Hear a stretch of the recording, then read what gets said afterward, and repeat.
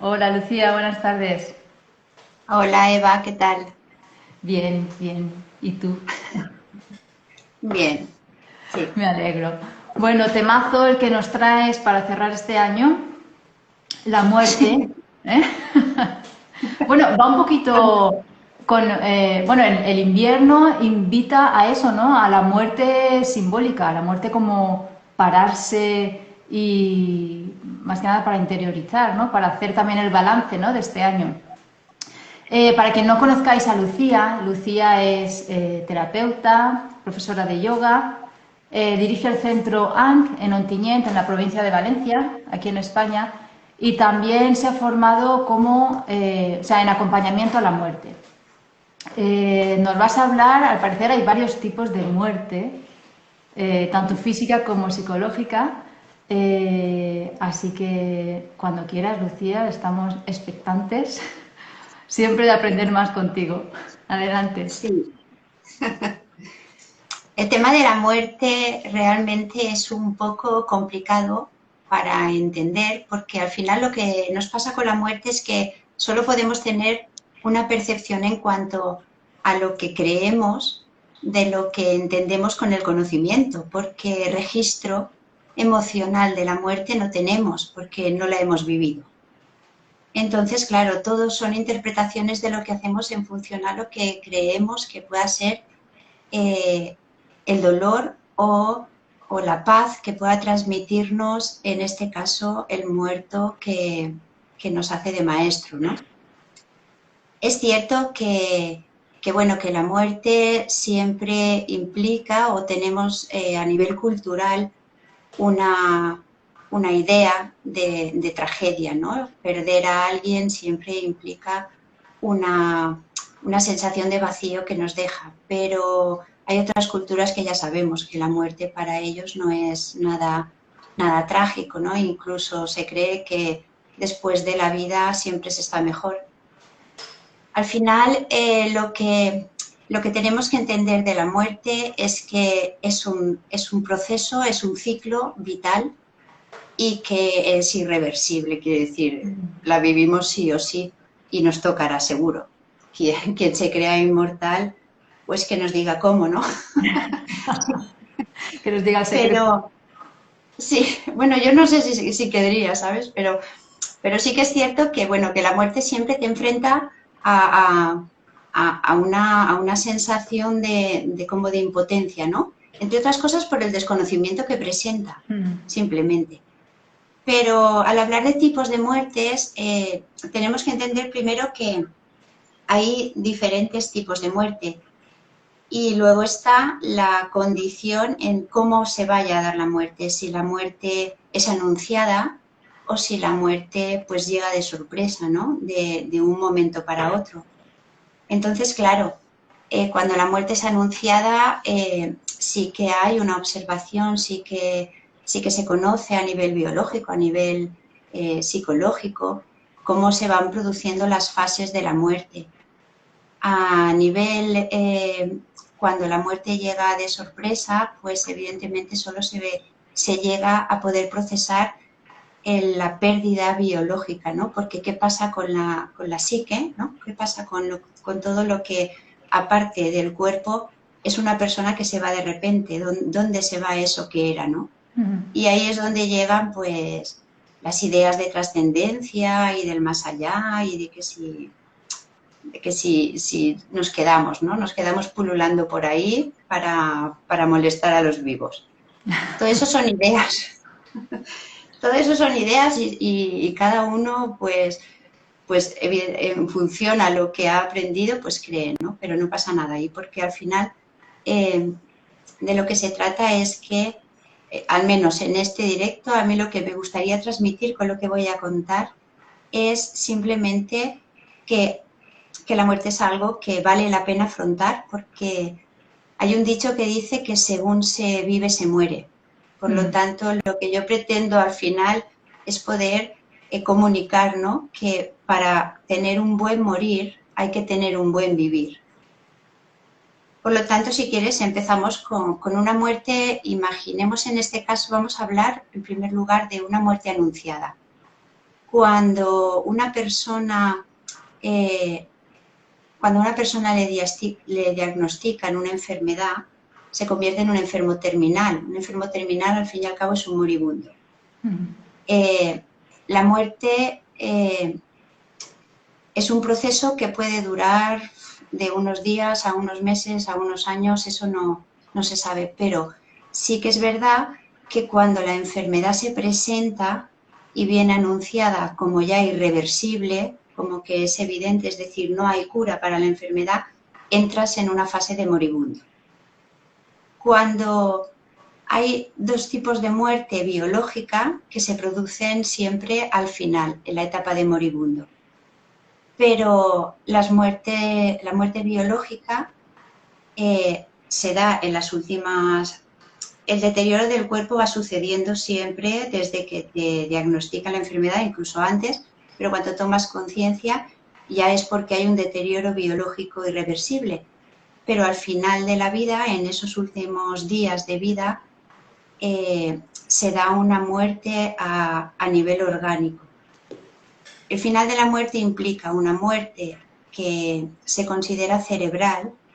La muerte cerebral es la que cuando no le llega circulación sanguínea ni le llega respiración al cerebro, el cerebro muere, las células del cerebro mueren. Por lo tanto, esa muerte cerebral se produce. Hay muertes que son cerebrales, pero el corazón sigue funcionando. Un estado vegetativo al final es una muerte cerebral, pero el cuerpo sigue vivo. Cuando la muerte biológica se va a dar, también tiene que suceder una muerte cardíaca, que es cuando el corazón se para. Cuando ya no recibe más oxígeno, el corazón deja de latir y los órganos dejan de tener el suministro de sangre, ¿no? Las células van muriendo. Entonces, después de la muerte cerebral, la muerte cardíaca, llega la muerte biológica, que es cuando los órganos dejan de funcionar y las células se mueren. Pero puede producirse muerte cerebral y muerte cardíaca y sin embargo las células todavía pueden durar horas en vida. Pero aún así el cuerpo realmente ya está muerto.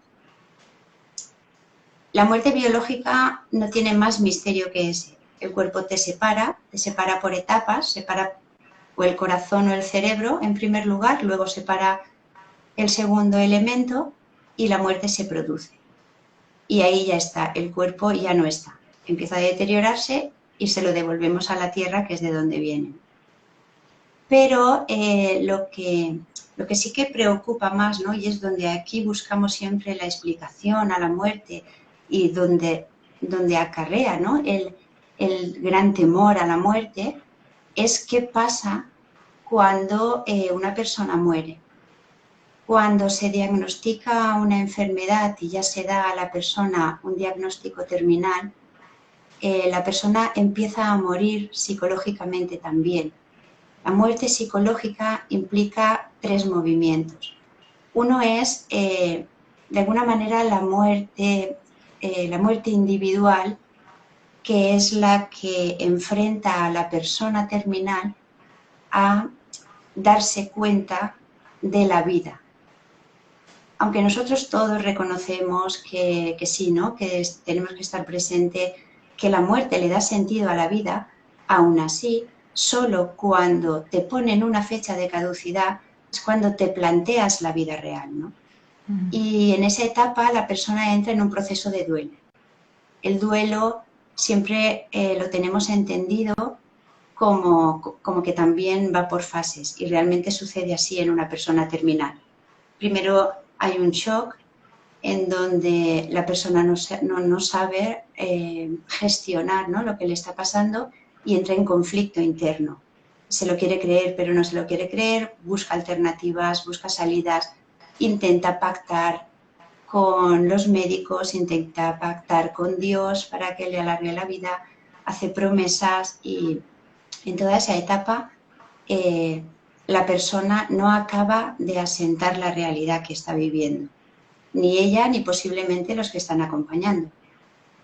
Después la persona tiene que empezar a darse cuenta en esa individualidad, ¿no? En ese proceso de duelo personal, la persona tiene que empezar a plantearse de hecho así lo hace cuando todavía el cerebro, es decir, la cognición funciona, es plantearse todo lo que ha hecho, todo lo que no ha hecho, todo lo que ha dicho, lo que no ha dicho, lo que se ha dejado por, por sentir, las experiencias, ¿no? Que todo lo que se arrepiente, lo que no se arrepiente, la gente con que todavía tiene algo por cerrar.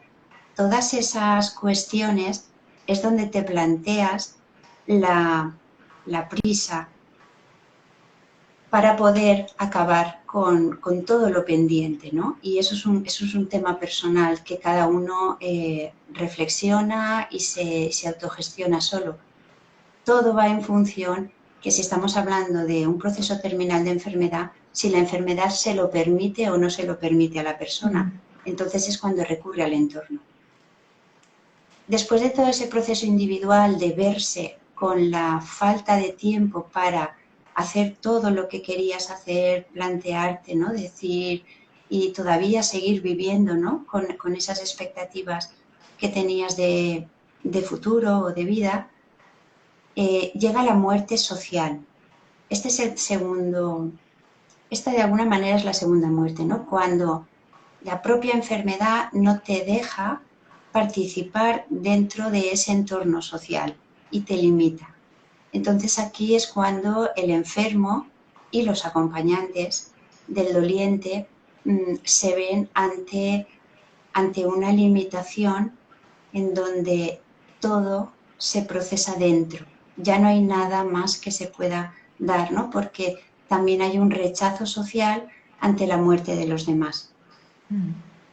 Las personas del entorno a veces no aceptan la muerte de los demás y rechazan, ¿no? Esa realidad. Entonces los apartan. Las limitaciones físicas, el proceso que se está viviendo, también pone muchas fronteras a esa evolución social, ¿no? Que se queda interrumpida con la llegada de una fase terminal. Y luego está la muerte espiritual, que es donde la persona se enfrenta a la pérdida de la colaboración con la propia evolución. Y esto sí que me gustaría explicarlo porque si no, no se entiende, ¿no? La muerte espiritual. Desarrolla. Porque es que, ¿sabes qué pasa? Que realmente en un momento así es donde te planteas, ¿no? La trascendencia que hay en el más allá. Pero entonces te imaginas, ¿no? Que ahí se despierta la espiritualidad a otro nivel, ¿no? Que no te has planteado tal vez nunca. Pero no me refiero a eso en concreto. Me refiero a lo siguiente, y es que cuando las personas venimos a la vida, yo esto ya lo he dicho en otros directos, ¿no? Pero cuando las personas venimos a la vida, lo que hacemos es hasta la adolescencia nos estamos entregando totalmente a recibir y a recibir, y después de la adolescencia, la edad adulta, lo que hacemos es participar de la evolución. Evolucionar implica cambios, implica cambiar, ¿no? Y pasar de un estado a otro. Solo lo podemos hacer en la edad adulta, que es cuando ya hemos recibido toda la información para poder hacer cambios. Si en la edad adulta participamos con el entorno, participamos con nuestra propia individualidad y nos planteamos afectar al entorno, es decir, damos y ponemos al servicio del entorno, de los que nos rodean o de la sociedad, cada uno a su nivel, ponemos todas las habilidades y todas las herramientas que tenemos, toda nuestra sabiduría, la repartimos a los demás, ¿no? la compartimos con ellos, ahí estamos entregando nuestra misión, ¿no? Lo hablábamos el otro día. La misión era poner todas las habilidades al servicio de la vida, y lo tenemos que hacer para con nosotros y para con los demás. Estamos evolucionando, participamos de la evolución propia y ajena. Cuando una persona llega al estado moribundo, así como un niño también, ¿no? Deja de evolucionar. Es decir, en estado moribundo lo único que puedes hacer es acabar de cerrar tu propia vida, desde tu propia individualidad, sin colaborar con el entorno, con la evolución. Ya no te implicas. Es decir, ya no estás poniendo al servicio de los demás. Exacto, claro. Ahí lo que haces es simplemente dedicarte a ti, a tus asuntos, a lo que para irte en paz necesitas acabar bien, dejarlo todo acabado. Dejarlo acabado no significa hacer todo lo que pretendías hacer, ¿no?, en esta vida. Simplemente haber entendido e integrado que no lo has podido hacer y quedarte en paz con lo que tampoco has hecho, con lo que tampoco has dicho, lo que no has conseguido.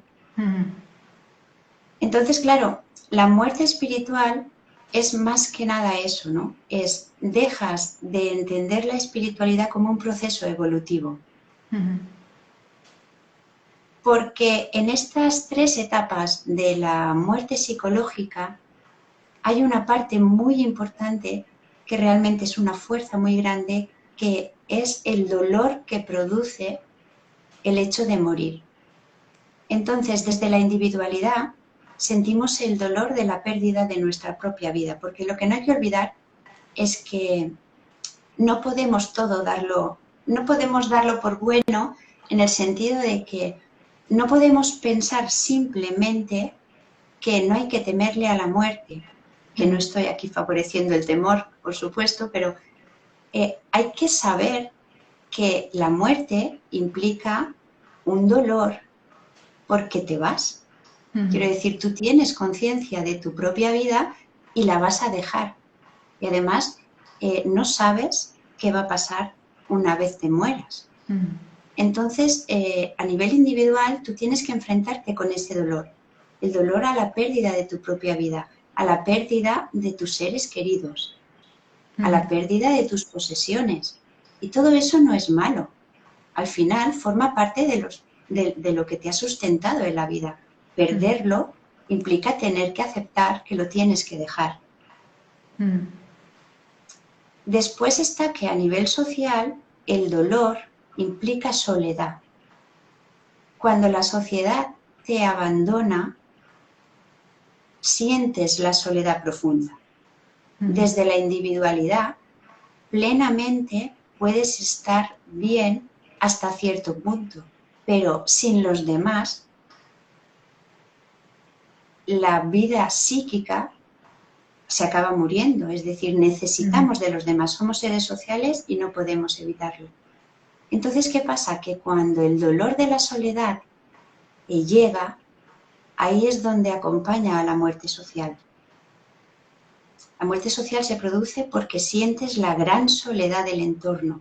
Te quedas contigo mismo y aparte de todo el dolor que sientes a ese nivel individual, te tienes que ver con el nivel social, que es el que te produce, ¿no?, la gran soledad. Y después la muerte espiritual implica el dolor de encontrarle el sentido a la vida. Cuando llega la parte espiritual a la muerte se concibe como una necesidad de encontrarle sentido a la vida. Y si te fijas bien, el sentido a la vida solo se lo puedes dar si todo lo que has hecho en la vida tiene suficiente valor para ti. Si todo lo que has hecho en la vida tiene la suficiente valía, tú te puedes ir en paz. Pero como sientas que tu vida no ha valido la pena, creas una tristeza que se va contigo. Por eso es que plantearse la muerte y saber de la muerte es bueno, porque te hace tomar acción en la vida. Si quieres morir bien, tienes que vivir bien. Tienes que saber qué es la muerte para poder afrontar la vida. Y al final, de lo que se trata no es tanto de que si vamos a morir, no sé, si vamos a sufrir mucho muriendo y tal, porque siempre acabarás muriendo de la misma manera que vives. Sí, me surge la pregunta de, claro, estos dolores de los que tú hablas, tanto individual como social, como espiritual, se podrían evitar o aminorar o hacer como más suavecito, digamos, si se supiese más de la muerte. Por Si se... supuesto, claro, claro, claro. Porque es como un De tema hecho, tabú en nuestra sociedad, bueno, en nuestra cultura occidental, ¿no? Porque como bien decías al sí, principio, hay otras culturas que se toman la muerte de otra manera, incluso el acompañamiento. No hay tanta, sí, no hay tanta distanciación a nivel social o a nivel familiar como ocurre a lo mejor aquí. sí, sí, sí, sí, está claro. De todas formas, es verdad que una vez en la etapa de moribundo, una vez sucede esto, el acompañante al doliente, ¿no? Al que se va, necesita ayudarlo en estas etapas. Es decir, Mm, el papel de un acompañante es fundamental claro. para que se vaya en paz.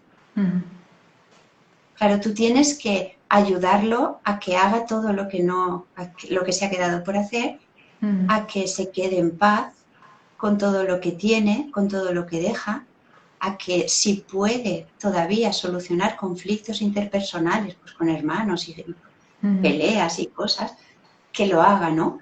Porque si supiésemos también la importancia que tiene que el que se va se vaya en paz, veríamos también la necesidad que tenemos nosotros de poder ayudarlo. Porque mm, me refiero a que si el que se va se deja muchas cosas por hacer, si no se va en paz, quien lo va a cargar después es el que se queda, claro. porque va a tener que hacer lo que el moribundo no ha hecho. Mm, Entonces vale la pena acompañar a una persona a una muerte buena para luego tú también quedarte en paz. Además, sabemos mucha gente que hace comentarios a nivel de eso, ¿no? De que es que se ha muerto muy tranquilo y mm, la persona está tranquila. Pero si ves a una persona con mucho sufrimiento a la hora de morir, pues tú no te quedas bien. Y hay mm, una parte de toda esa muerte que te la cargas mm, en tu sistema, ¿no? También, mm. intentando arreglar después lo que los demás no han podido hacer. Así es. Claro. Qué bien saber de Sí, todo esto, esto. Sí, aporta mucha luz el conocer. es, Paloma Cavadas habla de la muerte lúcida, o sea, saber de la muerte, porque como tú decías al principio, o sea, es irremediable, vamos a llegar ahí. Entonces, seguro, claro. cuanto más sepamos, menos miedo y menos dolor a esa muerte, incluso acogerla, ¿no? Desde, si puede ser desde la alegría o al menos desde la tranquilidad y la paz. Claro, ¿sabes qué pasa? Que es cierto que yo creo que no influye la edad, ¿no? Si entras en etapa terminal con 40 años, como si es a los 80, hay una parte de todos que no acaba de querer irse. Mm, Una es por el miedo a lo desconocido, porque además es que se ha idealizado mucho la muerte en mm, cuanto a que si vamos a ir y vamos a pasar por el purgatorio o no, pero claro, todas esas cosas son el miedo que nos han metido. Al mm, final la muerte es que ya no estás. Quiero mm, decir, el miedo a la desaparición, ¿no? Ya no estás y quien ha vivido una muerte de cerca de algún ser querido sabe perfectamente que es verdad, que es que de repente ya no está. mm, Y todo lo que queda del muriente es lo que tú has querido coger de él. mm. Todo lo que puedas recordar. Mira, la película de Coco Sí. Mm, es fenomenal para poder entender este proceso, ¿no?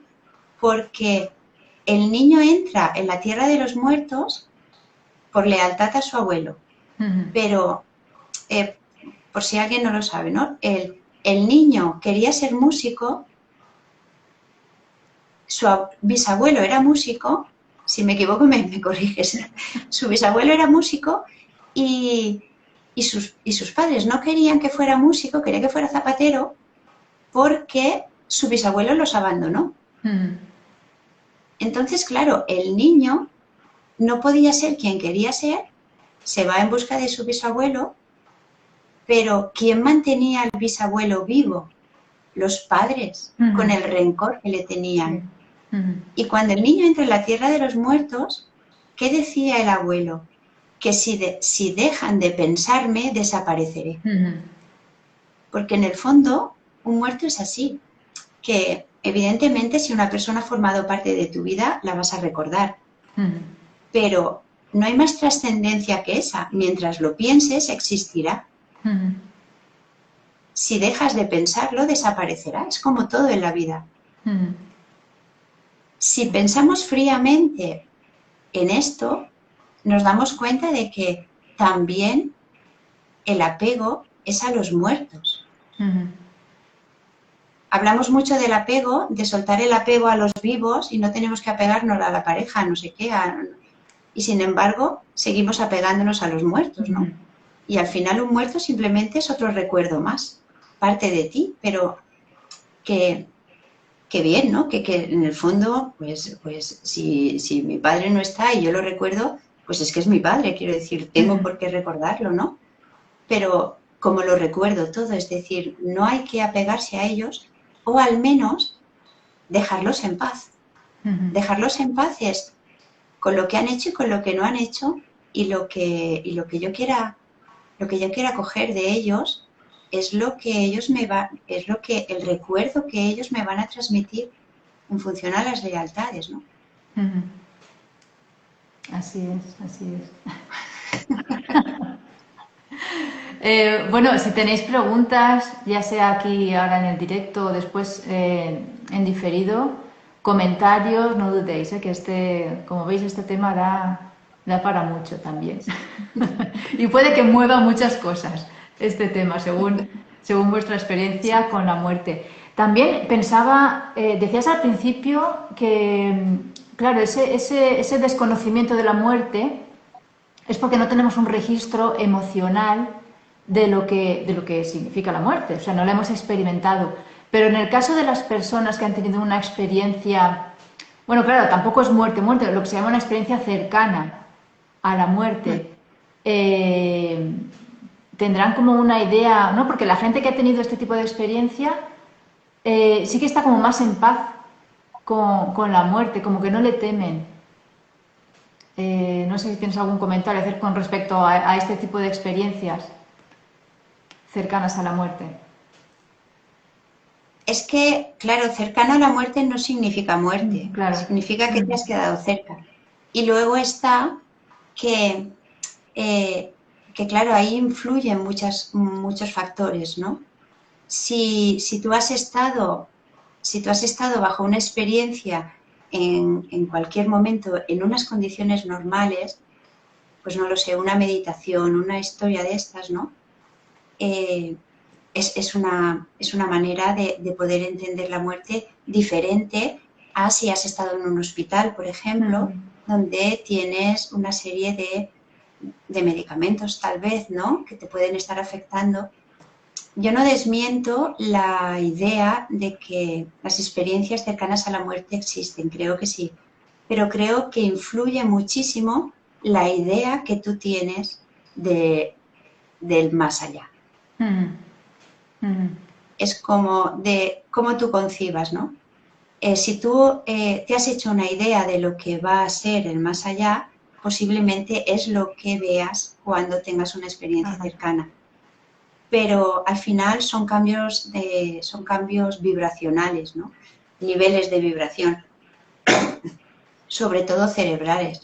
Es como, quién sabe si es como estar durmiendo, por ejemplo, en donde puedas tener un sueño, en donde veas, pero todos son interpretaciones de lo que tú crees que es. Al final, la gente se queda con la sensación de que está en paz porque es una sensación placentera.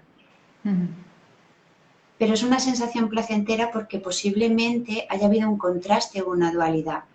Es decir, si estás expuesto a mucho dolor, por ejemplo, ¿no? Y luego tienes una experiencia de sedación, que ya no digo que sea química, pero a lo mejor lo tienes por la química propia de tu cuerpo, en una meditación, por ejemplo, cambias la vibración de tal manera que evidentemente hay una ausencia del cuerpo donde te hace sentir bien. También influye la coherencia de una persona en cuanto a su totalidad, ¿no? Si eres una persona que tienes los mínimos conflictos internos, evidentemente encontrarás más placentera una experiencia que otra que se vaya directamente al infierno porque le salen todos los demonios. Pero es que ese es su propio proceso interno, no es el infierno como tal. Quiero decir, por eso vuelvo a decir, ¿no? Si tú vives en paz, morirás en paz seguro. Claro. Entonces el trabajo vale la pena no dejárselo para el final. Porque sí, es cierto, porque los deberes hay que hacerlos ahora. sí, porque ¿sabes qué pasa? Que luego tampoco sabes el cuerpo cómo te va a responder. Y ahora puedes utilizar el cuerpo para ayudarte. Claro. Muy bien, o sea, nos has hablado de la muerte física, los tipos que hay, la muerte psicológica, también los niveles y los, digamos, los dolores asociados a ella. Y cuéntanos, o sea, ¿qué pasa cuando nos morimos? No me he muerto nunca, pero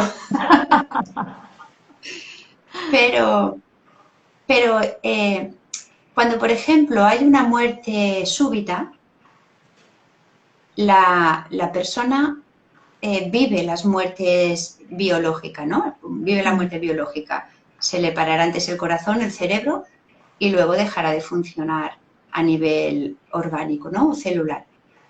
Eso es un proceso de lo que dure, ¿no? La patología, ¿no? A la que se haya sometido. Pero la muerte psíquica la va a sostener la gente del entorno. Es decir, si él ha vivido miedo, por ejemplo, ¿no? Habrá una persona de su entorno que a la muerte de él, pues también tenga miedo. Ese miedo resonará. Resonará. Entonces, al resonar, como que lo coges. Yo conozco gente que me ha contado que por ejemplo, murió el abuelo y bueno, la chica que me lo contó tenía un hijo de 16 años y murió su padre de la chica y era fumador. Y el hijo de 16 años no había fumado nunca, además era un antitabaco total y a la semana de morir el abuelo empezó a fumar. Porque si hay cosas por hacer, por resonancia, el entorno las recoge. A la hora de morir, esto pasa cuando la muerte es súbita, pero también pasa cuando no se puede acabar de hacer en la etapa de moribundo todo lo que pretendes hacer, ¿no? Por resonancia vas cogiendo el papel. ¿Cuántas veces se está muriendo el padre y los hijos toman el papel del padre porque el padre ya no puede hacerlo? Y toman las responsabilidades del padre, incluso las emociones y los pensamientos. Todo lo que han acabado viendo y oyendo, todo lo que al final va con el carácter de cada uno en resonancia, lo acabas cogiendo. Entonces tú acabas haciendo lo que tu padre no ha podido hacer. Por ejemplo, ¿no? Al final, pero la muerte en sí de una persona que se va psíquicamente, la recogen los demás y lo acaban los demás. Yo no soy partidaria de pensar que hay un montón de muertos vivientes por ahí. Creo que más que muertos, ¿no? Lo que hay son energías, campos de información, de cosas por resolver. Si yo, es como todo, ¿no? Si yo resueno con algo, pero tanto de los vivos como de los muertos. Yo, por ejemplo, tengo un conflicto con el dinero y puede ser que un muerto haya tenido un conflicto con el dinero. Toda la información que ese muerto gestionaba en su vida se la deja al sistema al que pertenecía. De la misma manera que yo conecto con mi información, conecto con la información del entorno, en donde está la información de los muertos. Y si tú Pero no sé, resolvieras... Sí, perdón. claro, es que lo que quiero, bueno, yo lo que pienso, ¿no? Y realmente me lo creo mucho, es que los muertos como tal no están por ahí. Es la información, pero la información es de todos, también de ellos. Es como segregarse. Cuando te mueres, cada cosa busca su lugar. Cada creencia busca su archivo. La creencia del dinero busca el archivo general del dinero, ¿no? Y la creencia del trabajo busca su archivo de trabajo. Y claro, y luego los vivos vamos cogiendo también de ahí. Es un archivo general, es para todos igual. Claro.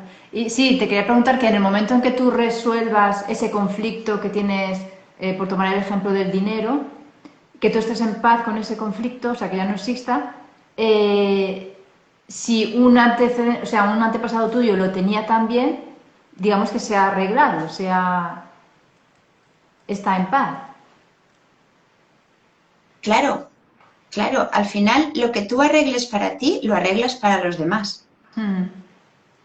Arreglar para ti implica que tú te vayas a quedar en paz. Quien ha tenido ese conflicto también en tu sistema familiar, de alguna manera también se queda en paz. Pero ya no tanto él, sino la energía que dejó se neutraliza. Se equilibra el sistema, de cierta manera. Correcto, claro, claro, sí.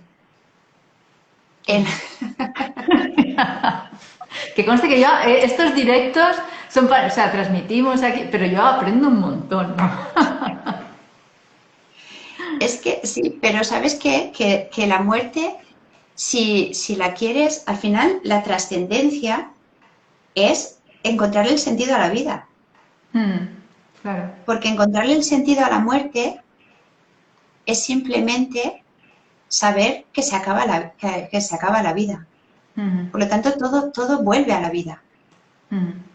Da igual la dirección que tomes, ¿no? Si vas hacia la muerte te devolverá la idea de la vida.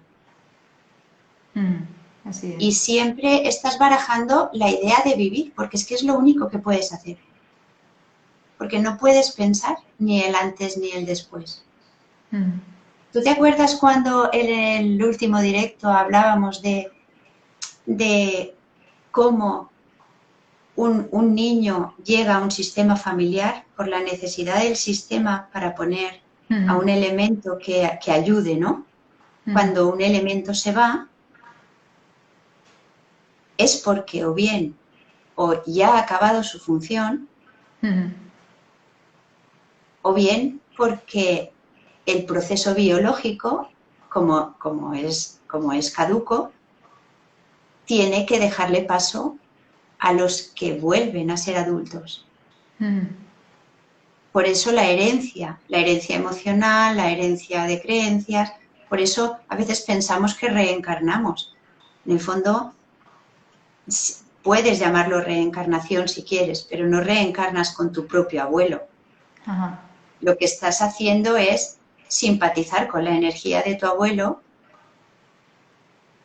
y con tu propia vivencia estás de alguna manera gestionando la energía de ese sistema que está ahí. Si tú y yo estamos en la misma habitación, estamos respirando el mismo aire.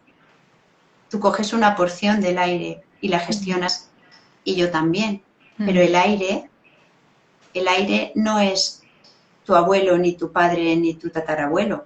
El aire es la energía que hay en el ambiente.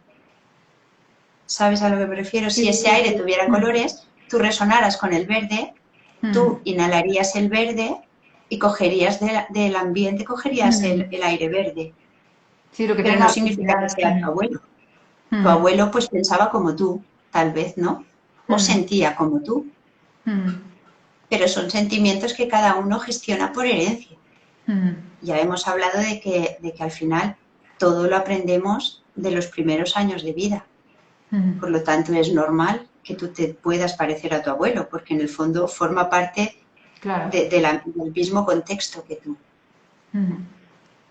Y en el caso, Lucía, de muerte, por ejemplo, en un accidente, así de repente también, igual, ¿no? Está la muerte orgánica, que puede ser más o menos rápida y tal.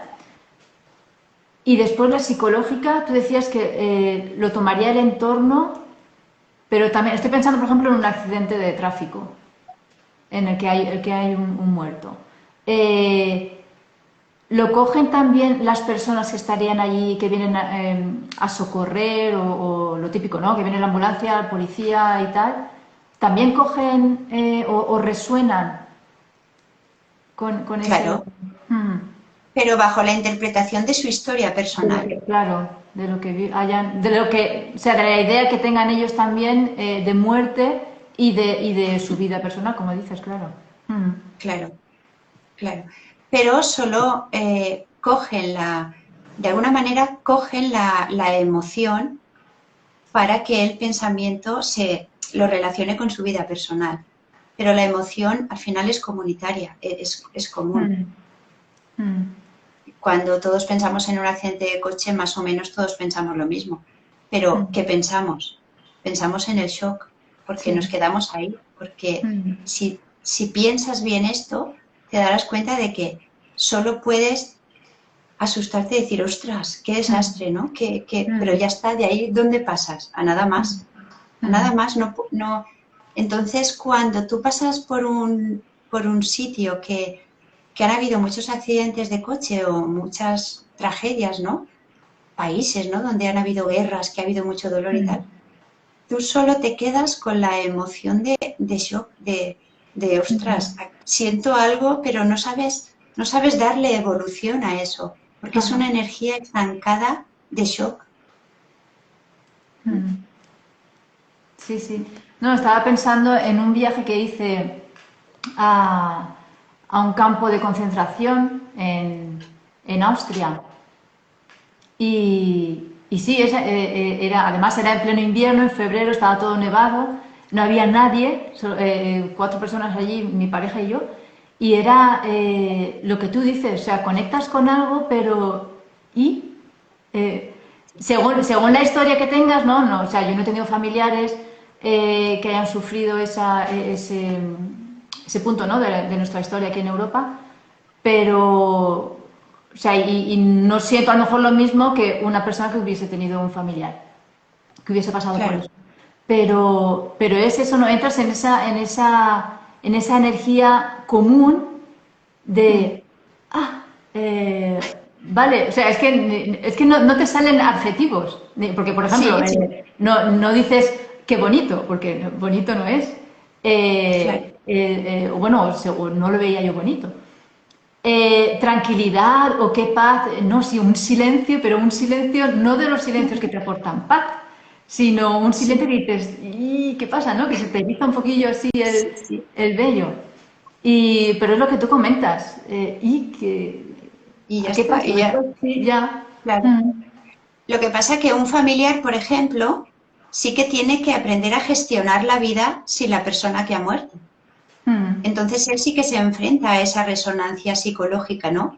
De, de, de, de las cosas que se ha dejado por hacer el muriente, ¿no? O de las cosas que dijo, todos son recuerdos que te llevan a involucrarte emocionalmente con el que se ha ido. Entonces tú vas sin darte cuenta, vas cogiendo todas las responsabilidades que no son tuyas, que eran del que se fue. mm, mm. Y no sé, cuéntanos más, más cosas de la Si se muerte. trata de la muerte de un niño, por ejemplo, ¿no? Pasa lo mismo que con un adulto. El niño no está en fase de evolución, solo está en fase de crecimiento. Mm, Entonces, cuando muere un niño, no tiene la capacidad de poder realizar. el tipo de muerte como un adulto, Ajá. por ejemplo, porque no está implicado en la evolución, porque el niño no puede todavía darle el sentido a la vida que le damos los adultos. Entonces el niño, por mucho que quieras, no puede entender con su plena conciencia qué es la muerte. Él sabe que se va, pregunta dónde, pero claro, los padres ya le ponen ahí un poquito de fantasía, ¿no? Y para que el niño se quede en paz. Pero aún así, ¿no? El niño, como no está implicado en la vida, tampoco se puede implicar en la muerte. La muerte de un niño realmente es la muerte de los padres. Es la vivencia de la muerte para los padres. La experiencia es para ellos, ¿no? Claro. El niño es verdad que sufrirá a su manera, pero está sufriendo el dolor de los padres. Y en Sí, yo caso estoy de... convencida. Sí, sí. No, que estoy convencidísima de que si los padres tuvieran la gran capacidad de no sufrir ante la muerte de su hijo, el niño no sufriría, ni siquiera, ¿no? Se plantearía. Claro. El niño se iría tan tranquilamente, no tiene la capacidad de pensar, de darse cuenta más que nada. Y en el caso de muerte fetal, energéticamente, ¿ahí qué pasa? Es como el Alzheimer, como cualquier enfermedad degenerativa a nivel cognitivo. Es una etapa de moribundo. Es una etapa de moribundo porque ya se ha producido una muerte de lo que te proporciona el poder involucrarte con la vida. Es decir, cuando hay un estado vegetativo, tú solo estás sosteniendo la vida. Ajá. Todo lo psíquico ha pasado a los demás. Pero pasa a los demás porque tú resuenas con eso. Porque si no, simplemente se quedaría en ese campo sistémico de la familia, en primer lugar, ¿no? Y serían los demás quien cogerían por afinidad. Pero tú te implicas individualmente con eso. ¿Entiendes esto, no? Sí, sí, sí. Yo, por ejemplo, si yo estoy al lado de un moribundo muy cercano y noto que estoy cogiendo algo de él, una responsabilidad, por ejemplo, o un dolor. Imagínate que estoy viendo a mi padre morir y mi padre llora porque no sé, porque no ha podido nunca ir a esquiar y era la ilusión de toda su vida. Si yo lo veo sufrir tanto, inconscientemente me estoy comprometiendo a ir a esquiar para acordarme de mi padre. Y luego esquiando pensaré, esto a mi padre le hubiese gustado vivirlo, ¿entiendes? Estoy viviendo la vida de mi padre, no la mía. Ajá. Si yo veo a mi padre quejarse porque no ha podido ir a esquiar, yo lo único que le puedo acompañar es a que se quede en paz porque no has podido ir a esquiar, pero mira todo lo que has hecho, ¿no? Y acompañarlo de manera en que puedas llevarlo a otro lugar para que él se quede en paz. Entonces yo ya no voy a tener esa necesidad inconsciente de querer hacer todo lo que mi padre no pudo hacer. Hay mucha gente que siempre tiene presente a sus ancestros, ¿no?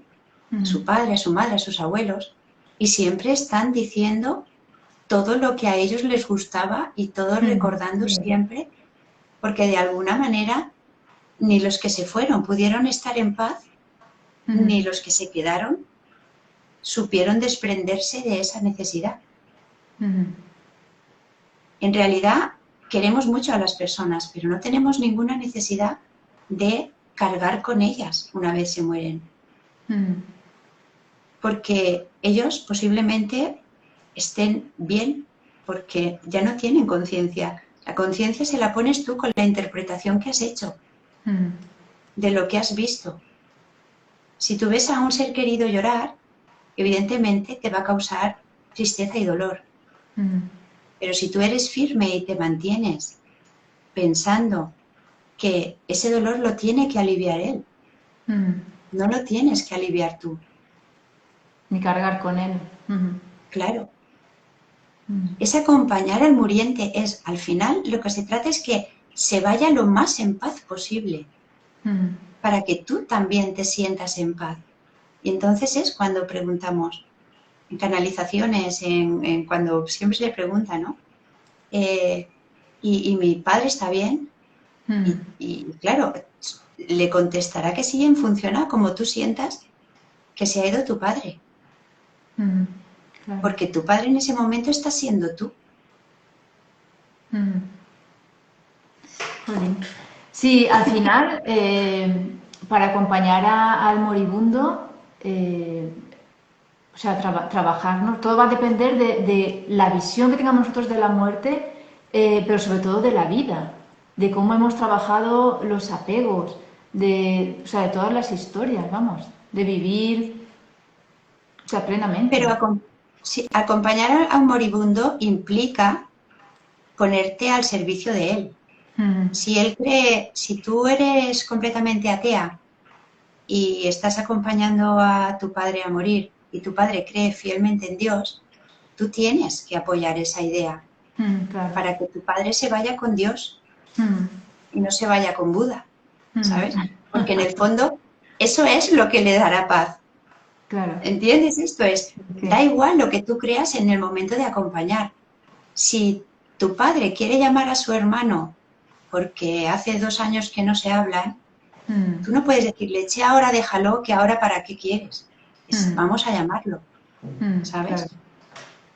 Y si tu padre quiere ir a beber agua de la fuente de cualquier sitio, porque es lo que le ha gustado, en la medida de lo posible, si puede ir, llévalo.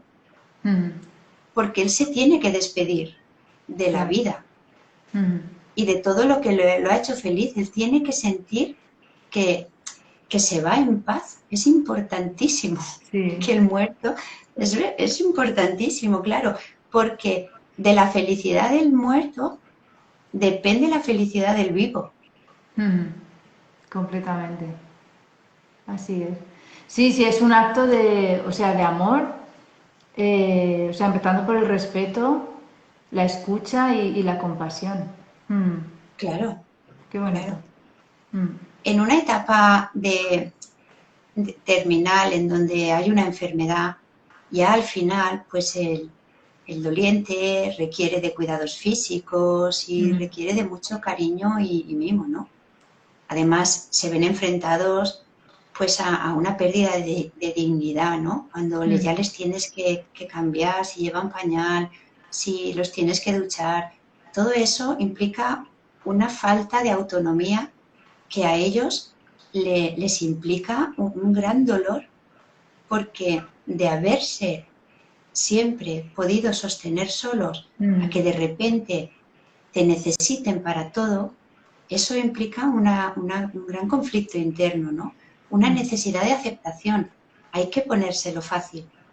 Hay que poder transitar ese proceso desde el cariño y desde la comprensión, ¿no? Necesitan su propia velocidad para ir aceptando todo lo que les está pasando.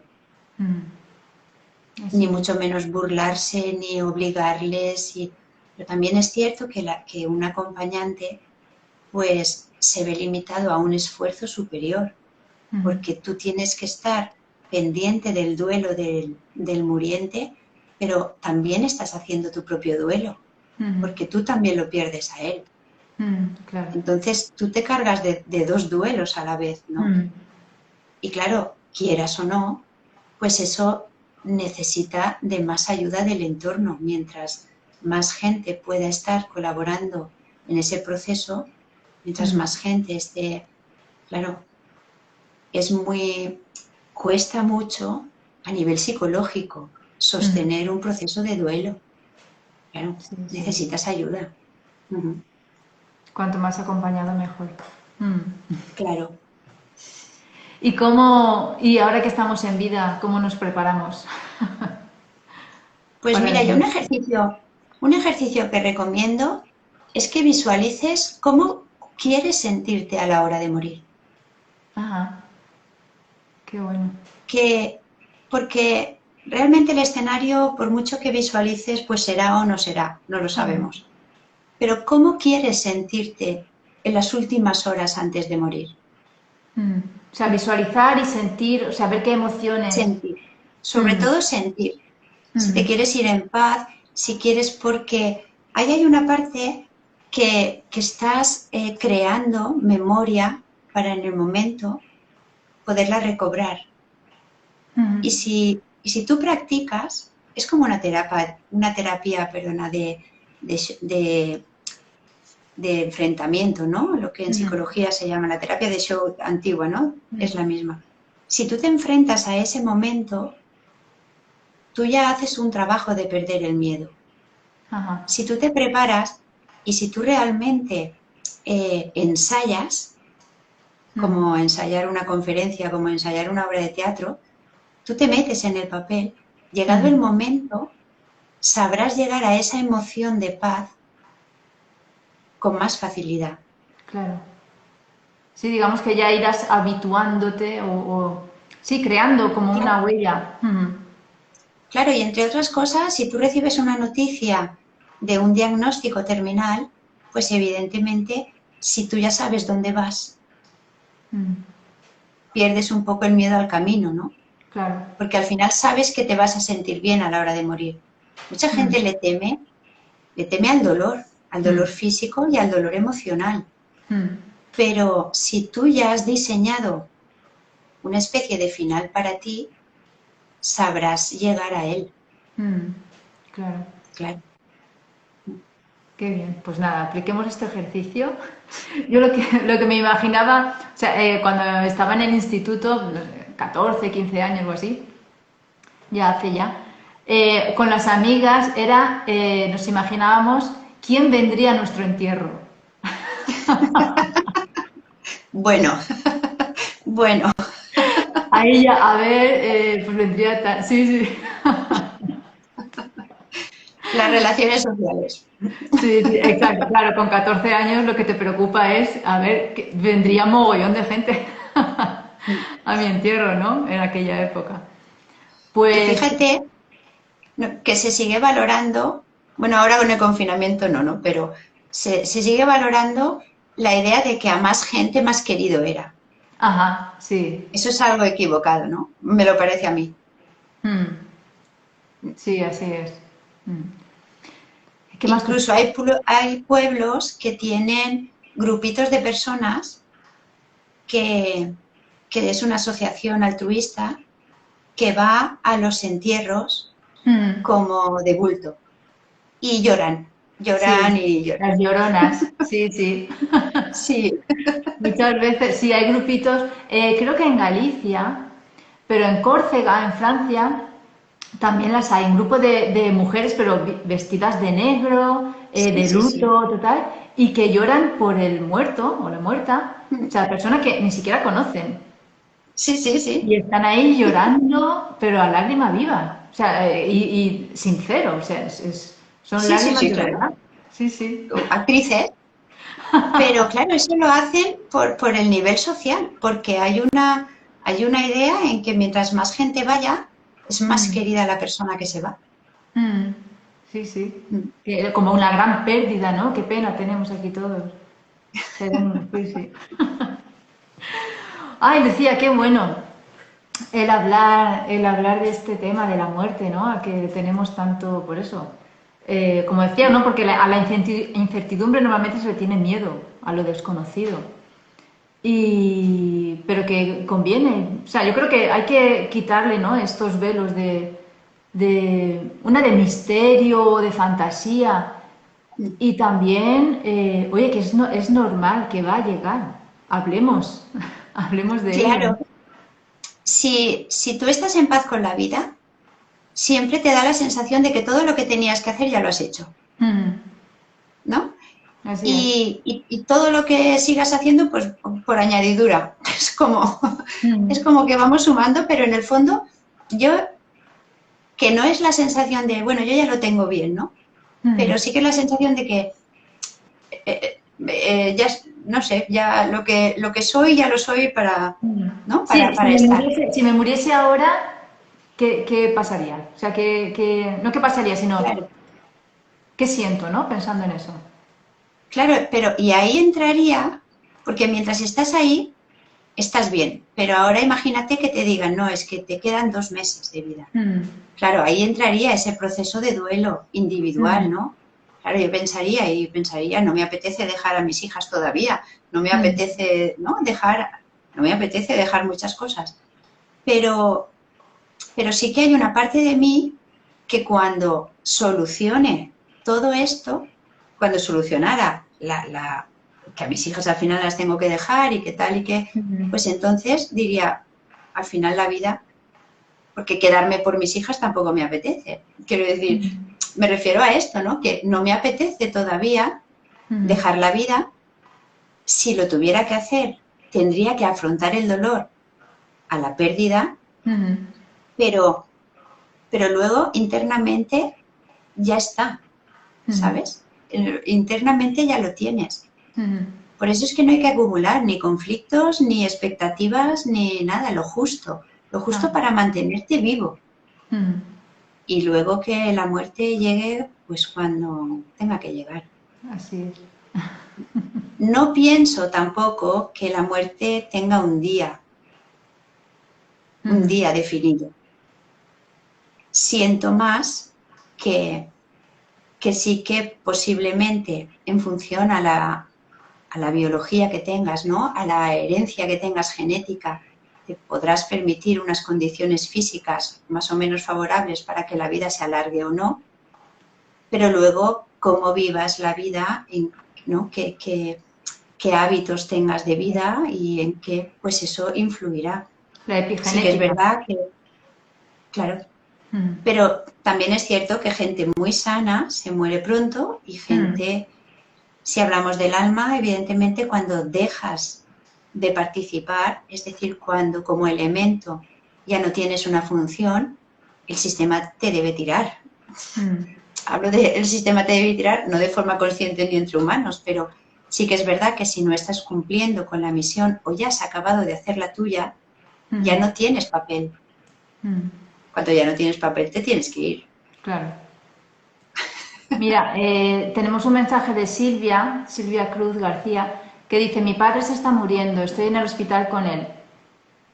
¿Le añadirías, o sea, le comentarías algo a Silvia? Pues depende de cómo esté su padre. Si su Mm, padre está consciente, pues que solo se dedique a comprenderlo, que no le desmienta nada. Es decir, porque hay mucha gente que le teme, ¿no? Y hay mucha gente que en la última etapa de su vida tiene delirios. mm, Y en esos delirios, eso sucede sobre las 48 horas antes de morir. Porque días antes de morir puede haber, si es enfermedad, puede haber puede haber una subida, ¿no? Subida de vitalidad, subida de alegría, como una sanación que dura algo. Y después, días antes de morir, sí que se nota, ¿no? Que la respiración se acelera o simplemente se corta a momentos, que pueden haber vómitos, pueden haber derrames. Sí que hay unos indicios de que la muerte se acerca mm, cuando el cuerpo ya no está, ya no funciona, ¿no? Pero a nivel psicológico, si la persona está consciente, que le ayude totalmente pues eso, ¿no? A que se exprese. Que si tiene delirios, que para nada se los desmienta. Gente mm, que vea a su madre, ¿no? sí. Gente que está en cama moribundo y empieza a ver a familiares Mm, que ya y los demás pensamos, mira, ya han venido a por él, ¿no? mm, Que en el fondo puede ser que sean sus propios anhelos, su propio inconsciente, ¿no? mm, Al final, en la muerte te lleva siempre a los primeros días de vida. mm, Lo que ves al principio de la vida es lo que ves al final de la vida. mm, A quien buscas en el principio de la vida es a quien buscas al final de la vida. mm, Entonces, estar en etapa de moribundo es volver a ser un bebé, mm, sin conciencia, es depender del entorno, cambiar de plano implica volver a esos niveles tan profundos del inconsciente más arcaico, ¿no? De una persona, que no es nada más que la infancia, que los primeros días de vida, sí, eso. Entonces, no desmentirle nunca, pues no digas tonterías, que, ¿sabes? O si de lo que sea, que intente que expresar las emociones, que Nos hable de lo comenta... que siente y que nos sobre com- todo Sí, está sí. inquieto. Sí, es que nos comenta Silvia que ya no habla, Mm. que se siente, que está inquieto. Si una persona no puede hablar, pero está inquieta, evidentemente tiene un malestar. Claro. Lo que habría que averiguar es si el malestar es físico o el malestar es emocional, ¿no? O psíquico. Tal vez esa persona ya sepa su destino y no quiere estar en el hospital. A lo mejor quiere decir algo y no puede. Habría que, claro, una persona que conoce a quien está con él, sí que puede buscarle las tácticas, ¿no? Para comunicarse. Pero el inquieto tienes que saber, está sedado. Si está sedado, la conciencia realmente no la acaba teniendo. La sedación elimina la capacidad de ser consciente. Entonces él estará en una realidad distinta. Claro. Claro. En esa realidad, posiblemente en esa sedación, él esté gestionando a un nivel inconsciente todos esos procesos de quedarse en paz. Imagínate que pueda ser como un sueño. Muchas veces soñamos y tenemos pesadillas o tenemos noches muy inquietas. A nivel inconsciente estamos gestionando todo lo que está desordenado en nuestra vida. En una sedación pasa lo mismo. Hay una parte que no puede controlar a nivel consciente, pero sí está funcionando a un nivel inconsciente. Y ese inconsciente buscará las maneras de ponerse en orden. Pregunta Silvia que qué hace. Nada, darle cariño, ya está, no puede hacer otra cosa. Todo el cariño que reciba a nivel energético, a nivel vibracional, todo lo que perciba del exterior, neutralizará esa inquietud interna. Presencia. Claro, sí, absolutamente. Es Pues estar eso. sosteniendo su proceso, no se puede hacer nada más. Claro, si ella se pone nerviosa y si además se pone a querer interpretar lo que le está pasando, está emitiendo una señal de resistencia para él. Claro. Sobre todo que tal vez no piense que esa inquietud pueda ser a lo mejor malo para él, porque es que posiblemente sea bueno. A no ser que fuera un dolor físico, ya te digo, que en todo momento también habría que saber cuánta conciencia tiene del cuerpo ese hombre. Es muy complicado. Sí. Pero estar ante un muriente, evidentemente, es tener una capacidad absoluta de presencia, ¿no? Lo que has dicho tú, Eva, de saber estar. Pues Silvia, desde aquí un fuerte abrazo. Te enviamos. Bueno, este directo espero que te haya aportado pues esa tranquilidad o esa paz, ¿no? Tanto a ti como a tu padre, también a toda la familia. Hemos estado ya más de una hora, Lucía, Ah, sí. pero veía importante, ¿no? Acompañar un poquitín a Silvia, que ha participado en nuestro directo. Y bueno, no sé si quieres añadir algo como conclusión para finalizar. A Silvia, que acaba de poner que le he dicho que está todo bien, ¿no? Que le ha dicho a su padre que está todo bien. Yo le diría que ella también se crea que está bien. Ajá, Claro. así es. Que se lo diga a su padre, pero que ella también se crea que todo está bien. Sí. Muy bien. Nada, pues mi conclusión es la que he empezado. Que para un buen morir se necesita un buen vivir. Un buen vivir. Y en el caso de estar acompañando a alguien, de la misma manera, ¿no?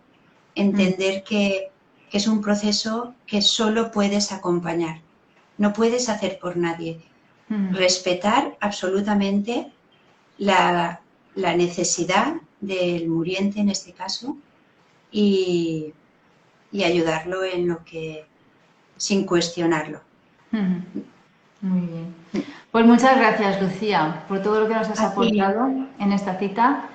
Gracias a todas las personas que habéis estado presentes, las personas que veréis esto más tarde, este vídeo. Y nos vemos en el 2022, la próxima cita con el alma. Y nada, un fuerte abrazo y nos vemos pronto. Chao. Gracias. Chao.